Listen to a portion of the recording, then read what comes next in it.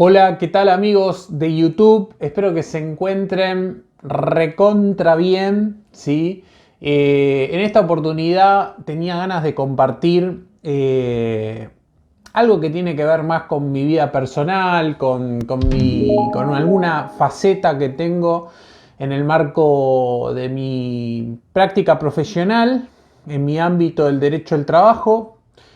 Ustedes a través de este canal de YouTube observarán que yo me dedico pura y exclusivamente a temáticas que rozan o tienen que ver con el trabajo en general, ¿sí? Soy abogado y me dedico a la parte técnica jurídica o trato de explicar cosas que están establecidas en la ley, pero que modifican la vida de los hombres, la vida de la gente.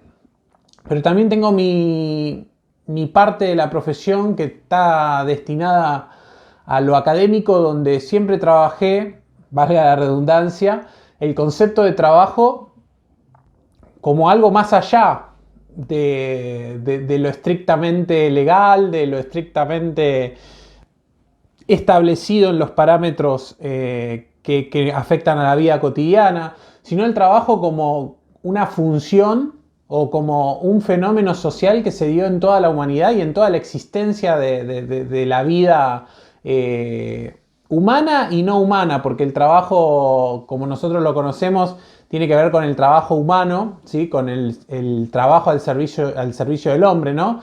Pero también es cierto que el trabajo es una cuestión que roza todo tipo de existencia, ¿sí? Hay especies que se fundan su existencia en el trabajo, ¿no?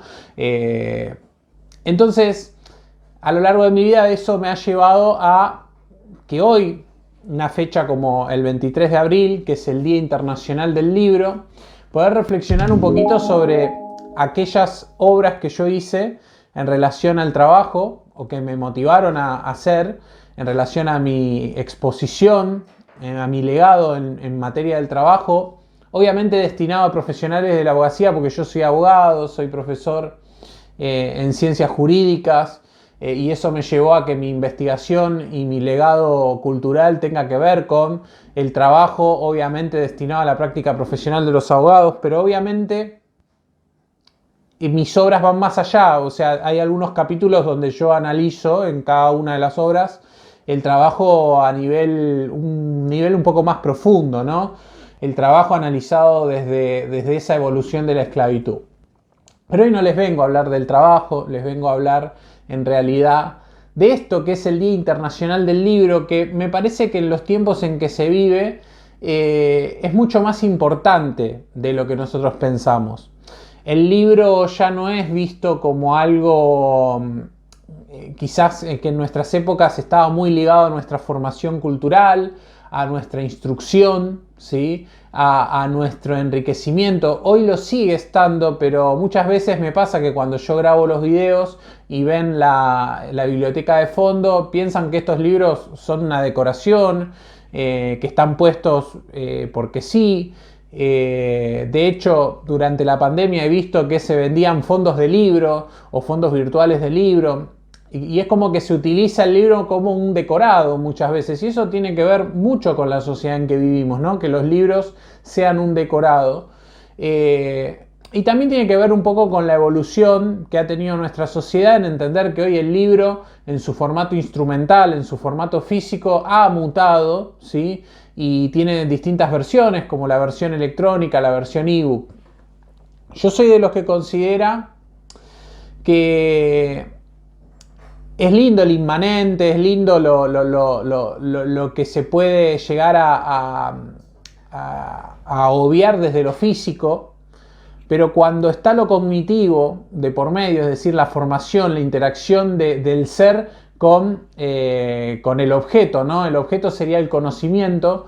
Si puede ser palpable, es mucho mejor. Es decir, el conocimiento es una cosa inmaterial, pero si nosotros podemos favorecer un intercambio, un instrumento para servir el conocimiento, es mucho mejor. Si no, no existiría la pedagogía, no existiría la docencia, ¿no? ¿Qué hace el docente? Bueno, construye instrumentos, estrategias didácticas, formas de materializar eso que es inmanente, eso que está en el legado del conocimiento, en aquella cosa, digamos, que no se ve, pero se aprecia el legado cultural, ¿no?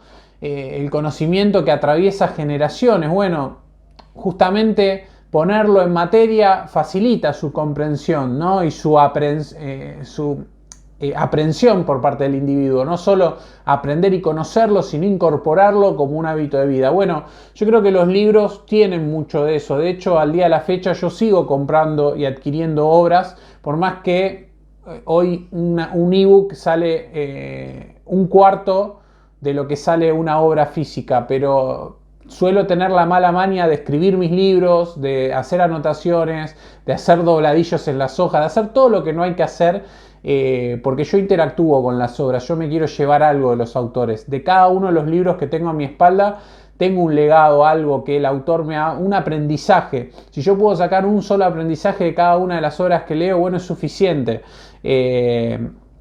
Uno no vuelve a ser el mismo después, antes y después de leer un libro. Y ese es un poco el mensaje o la conmemoración que uno hace en este Día Internacional del Libro, que nace por una propuesta de la UNESCO. ¿Sí? La UNESCO estableció el 23 de abril como el Día Internacional del Libro. También en este día el organismo elige cuál va a ser momentáneamente hasta el próximo Día Internacional del Libro, la capital del libro. Esto es un fenómeno que se inició en el año 2011, cuando Madrid, en España, fue elegida la primer capital mundial del libro, por decirlo de alguna manera, y estas propuestas lo que intentan es fomentar la cultura de la lectura a través de las obras. Obviamente que también vale decir que en la actualidad yo lo que observo es que se está generando una subcultura de, bueno, empezar a entender el libro como si fuera una reliquia o algo, o una cuestión más casi ornamental de un estilo de vida. Decir, no, mirá, este tipo compra libros, este tipo no se maneja por lo virtual. Yo no veo ni malo ni bueno el tema de la cuestión electrónica o de acceder a la información a través de mecanismos más inmediatos, pero hay veces que la profundidad, la intimidad que uno puede tener con un instrumental, es decir, con tocar la obra, con poder intervenir, ver, releer, no se da tanto con las pantallas. Primero porque la pantalla cansa la vista, es la realidad, y segundo porque la necesidad de los sentidos, ¿no? Esta intervención, no por nada a los pequeños, los más pequeños, empiezan a intervenir en el mundo a través de los sentidos, los bloques, los juegos, las cosas por hacer, por armar, por deshacer. Y yo creo que el ser humano en su forma adulta también necesita de lo mismo, aunque nosotros prescindamos. Por ejemplo, acá en estos escalones ustedes ven expedientes en papel y ustedes van a decir, ¿por qué usted tiene los expedientes en papel? Porque muchas veces cuando tengo que pensar un caso necesito interactuar con el expediente, necesito ver la materia. No es lo mismo ver resolución tras resolución y palparlas que estarlas viendo haciendo clics inmediatamente. Alguna vez un maestro me dijo, es mejor escribir a mano alzada que escribir tipeando. Y yo le pregunté por qué, si tipeando uno lo hace más rápido, pero el pensamiento se ve como interrumpido, ¿no? Porque uno está haciendo una escritura instantánea, ¿no? Entonces, por eso muchas veces cuando necesito pensar ideas lo hago por escrito. ¿Y eso significa que tipear está mal? No, tipear en la medida que es una herramienta de trabajo y que uno la adapta a las necesidades de este siglo XXI es fundamental, pero muchas veces es necesario tomarse un tiempo para hacer mejores producciones y pensar mejor. Pero bueno, quiero compartirles la alegría de que en este Día Internacional del Libro haber podido cumplir uno de los sueños de mi vida, que era escribir un libro. No solo que pude escribir un libro, sino que pude escribir varios, pude participar de varias obras. Me considero un buen escritor, ¿sí? No quiero negar eso que siento. He leído mucho y eso me ha servido para poder plasmar un estilo en mis obras y gracias a Dios cada uno de los lectores de mi bibliografía me han sentido que en gran parte pude cumplir con ese legado que uno intenta hacer como autor, ¿no? Entonces nada, quiero terminar este video compartiendo estas obras, contándoles algún detalle para que me conozcan también, porque muchos de ustedes no conocen mi faceta profesional, mucho menos mi faceta como escritor. Obviamente que los que quieran conocer de qué vivo y en qué ando pueden recurrir a mi Instagram profesional, Sergio Omar Rodríguez, abogado laboralista. Ahí van a conocer en detalle de que quien les habla, quien les plantea ideas a través de este canal de YouTube, lo hace con total sinceridad intelectual y a través de lo que voy aprendiendo en el día a día de mi formación profesional. Mi primera obra, todas fueron publicadas en D&D. La primera fue publicada en el año 2020, ¿sí? La demanda laboral.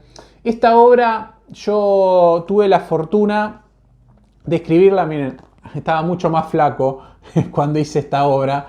La hice en el año 2020.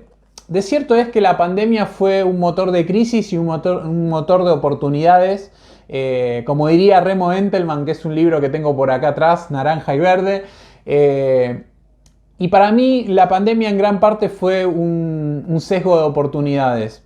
No es normal que en la industria editorial un autor joven pueda acceder, y un poco la crisis generada por la pandemia me dio la posibilidad de poder acceder a la editorial Ediciones D&D, a la cual le estaré siempre agradecido, y poder escribir mi primera obra, que fue La demanda laboral. Demanda laboral que fue un boom porque yo en esta obra, a diferencia de la ventaja de haber leído muchas otras, quería establecer un estilo distinto en relación a lo que tiene que ver con plasmar la enseñanza y el aprendizaje de cómo confeccionar un escrito de demanda. Y tuve la oportunidad de, en vez de plantear la lógica desde un solo modelo o desde modelos conformados, separar toda la estructura del libro desde el inicio extrajudicial, o sea, desde los pasos previos hasta llegar a sentarte a escribir una demanda laboral, hasta luego empezar a trabajar cada capítulo por, de alguna manera, acápites. La demanda judicial tiene distintos capítulos. Y yo me centré en que el profesional de la abogacía pueda entender por qué se redacta cada capítulo, o si usa un modelo, por qué ese modelo contempla los capítulos que contempla. Porque si uno maneja el entendimiento de las cosas que hace, de alguna manera va a poder establecer cómo quiere hacer las cosas y no ceñirse a modelos. Y me gusta que por ejemplo, en mis obras yo lo que suelo hacer es copiar y pegar parte de las realidades prácticas, de lo que vos te vas a encontrar en la práctica profesional. Me tomé el tiempo de poder armar los modelos, pero de los componentes, no de una demanda en general. Después la suma de todos los componentes obviamente que da el modelo general, ¿no? Pero bueno, esta obra fue una obra muy, muy linda. La verdad que la he disfrutado y la sigo disfrutando mucho. Luego de esta obra me acompañó en el año 2021 el envión de escribir una obra. Me llevó a otro de los temas muy importantes del derecho del trabajo, que fue el intercambio epistolar laboral.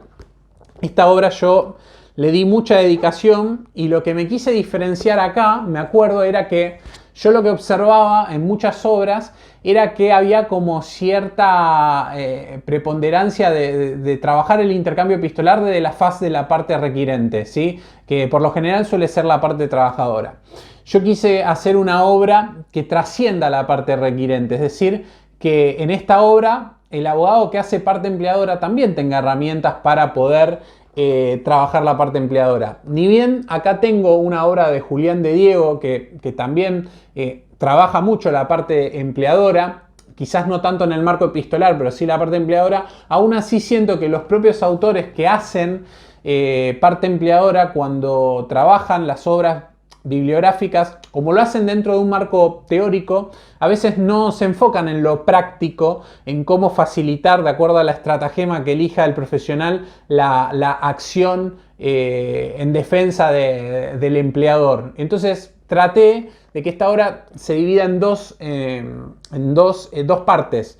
La primera parte dedicada obviamente a la parte requirente, pero la otra parte en la parte requerida, ¿no? Y también en hacer hincapié que ni bien nosotros, esto voy a hablar para los colegas abogados y abogadas que miran estos videos, tal vez nosotros en el subconsciente siempre pensamos que la mayor cantidad de notificaciones epistolares se dan en el marco de la extinción laboral, pero porque nosotros solemos trabajar sobre la base del conflicto que nos traen las partes.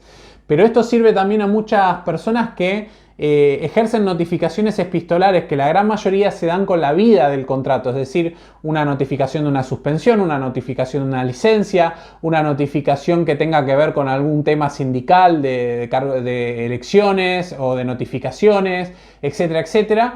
Entonces, también me sirvió para poder redactar ese tipo de notificaciones epistolares y poder servir de modelo a través del análisis de lo que establece la jurisprudencia, que en definitiva es lo importante porque la jurisprudencia es lo que dicen los jueces del derecho y eso es muy importante.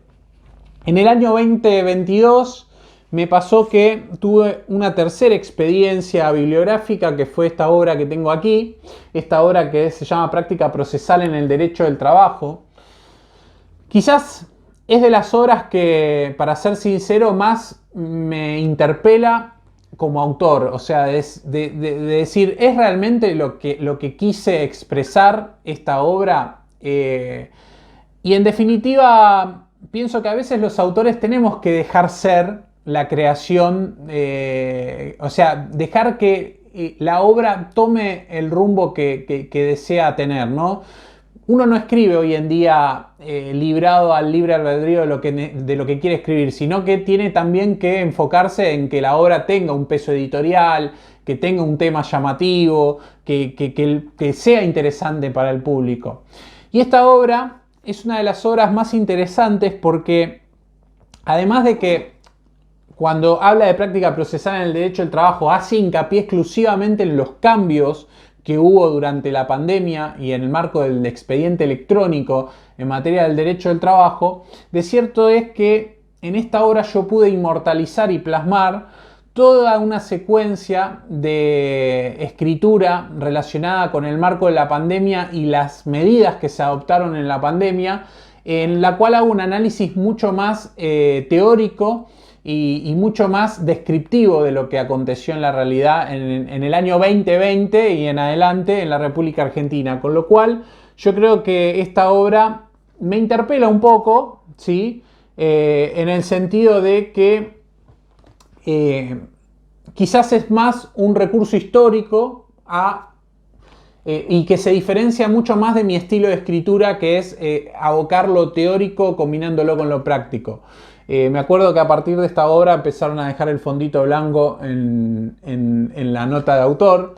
Y bueno, nada, es una obra muy, muy, muy linda. Saben que en la anterior también, en el intercambio epistolar, una de las cosas que más felicidad me causan en esta obra es el prologuista, porque el prologuista es ni más ni menos que el doctor Diego Javier Dula, ¿sí? Está acá. Lo pueden ver, que es un magistrado al cual yo admiro mucho, su legado. De hecho tiene una obra sobre este tema en Rubins Alculsoni, que es una editorial excelente, y que me haya prologado y la obra realmente para mí fue superador. Y voy a terminar este video en este Día Internacional del Libro con quizás la obra más ambiciosa y con más trabajo, ¿sí?, que tuve y que fue lanzada en este año 2023 y por la cual se me abrieron puertas como para ir a presentarla a distintas instituciones y me siento muy honrado. Y es una obra que realmente siento mucho orgullo de poder haberla realizado. Es el Tratado Práctico de Derecho del Trabajo. Es una obra con mucho contenido. Acá estoy viendo, tiene más de 1100 páginas. 1060 páginas exactamente. Y en donde yo acá pude hacer como si fuera un estudio integral de la práctica del derecho del trabajo, pero abordado de una manera muy inteligente, pudiendo separar las distintas etapas del proceso, tanto en la capital federal como en la provincia de Buenos Aires. Pero esta obra va más allá, o sea, esta obra tranquilamente la podría utilizar una persona que ejerce en otra jurisdicción.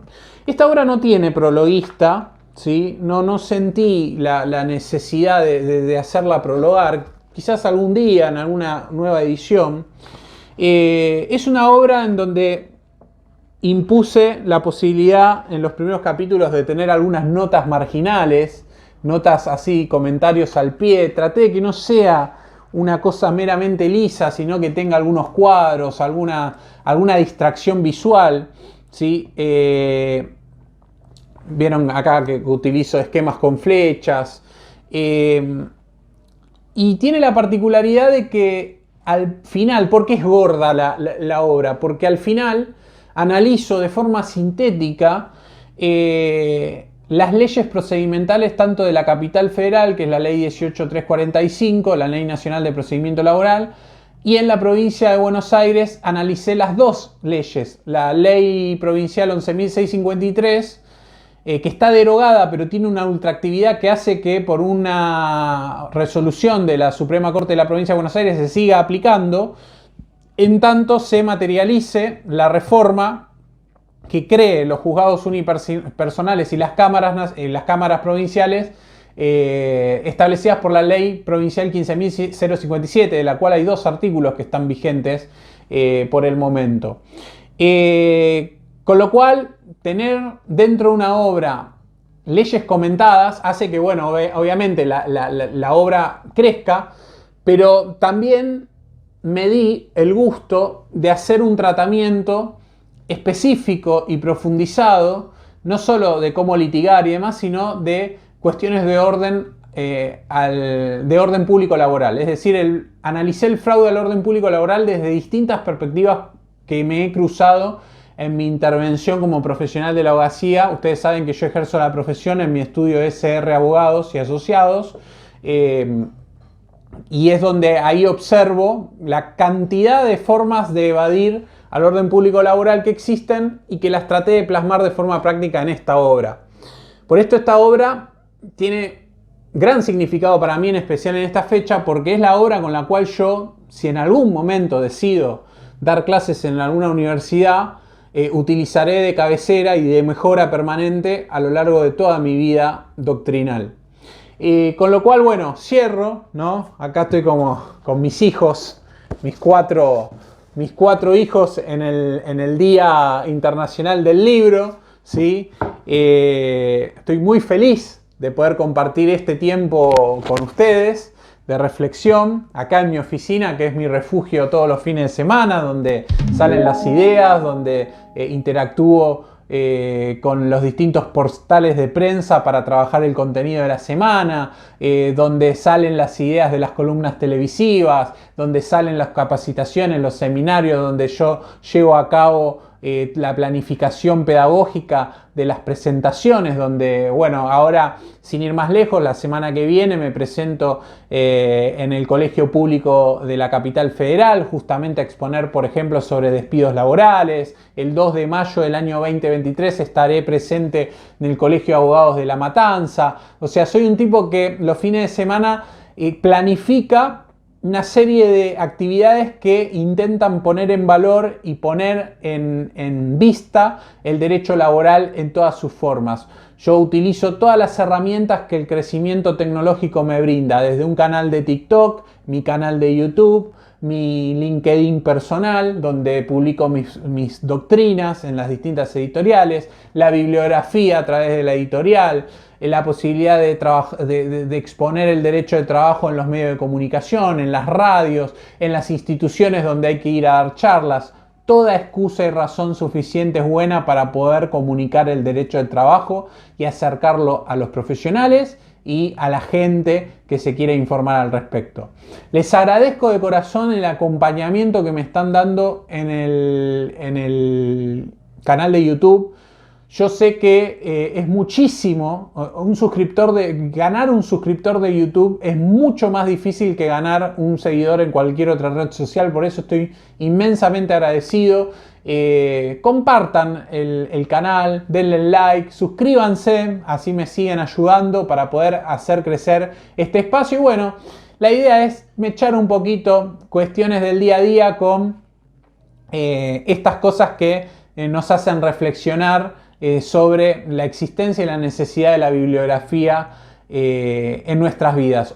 Mi deseo es que este pequeño video, además de que sirva para que me conozcan un poco más, sirva para fomentar conciencia de que los libros no pueden desaparecer, que tenemos que tratar de mantener el hábito, porque los libros pueden cambiar una vida, ¿sí? Leer ayuda al proceso cognitivo de la mente a poder de alguna manera enriquecer nuestro lenguaje, de alguna manera a enriquecer nuestro proceso interno metacognitivo, y eso nos hace mejores, nos hace más competentes, nos hace mejorar nuestra capacidad, nos hace mejorar nuestra cultura general.